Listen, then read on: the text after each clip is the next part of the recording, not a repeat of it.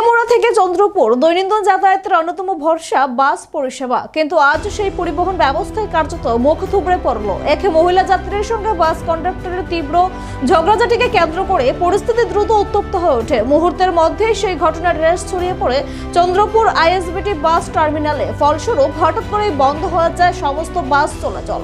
বাস বন্ধ হয়ে থাকার চরম ভোগান্তিতে পড়েন স্কুল, কলেজ পড়ুয়া, অফিস যাত্রী, বয়স্ক মানুষ ও দূরপাল্লার যাত্রীরা।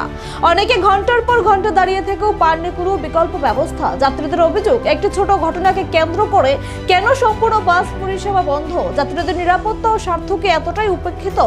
অন্যদিকে ঘটনার দীর্ঘ সময় পেরিয়ে গেল প্রশাসন বা পরিবহন দপ্তরের তরফে কোনো স্পষ্ট পদক্ষেপ বা ব্যাখ্যা সামনে আসেনি।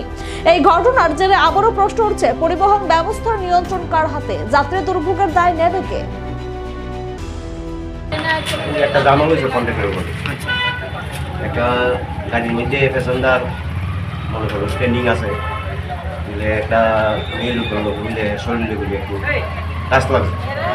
তো টাচ লাগানোর পরে তিনটা মোটা গিয়া জানানো হয়েছে। জানানো হলে পরে তিনটা মোটা দিয়ে আমরা তখন দা আছে, তখন দা হেরে সরকার দিয়ে বিচার করলো, মেয়ে লোকের কাছে ভাবটা বসাইল। তারপরে বলে মেয়ে লোকের থানা কেস করে দিয়েছে। কেস করার পরে তো কন্ট্রাক্টার আটকাইল, লগে ড্রাইভারও আটকাইল, গাড়ি আটকাইল।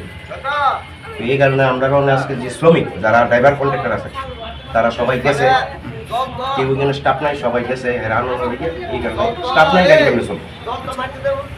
তো দুর্ভোগ আমরা যে কালকাতা থেকে আমরা দুইটার মধ্যে যে এই থানা তারা বাঁচামুন, আমরা প্যাসেঞ্জারের চিন্তা করি। তো ঘটনা তো প্যাসেঞ্জারই করবো, তাহলে আমরা তারা বাঁচাইতে, আমরা লোকটার বাঁচাইতে গিয়ে সেটা আমরা সব স্টাফ মিলিয়া আমরা থানার এখন কিতা বদ্ধ চলাচল কি বদ্ধ রাখছে না? বন্ধ আমরা একবারে বন্ধ না, মানে থানার গেছে তারা আয়োগ কি ডিসিশন হয় তারপরে কোন জাত হয়েছিল ঘটনাটা? তাইলে কার সাথে হয়েছিল? আমরা 1241 গাড়ি কন্ট্রাক্টর নাম কেউ না দেবো।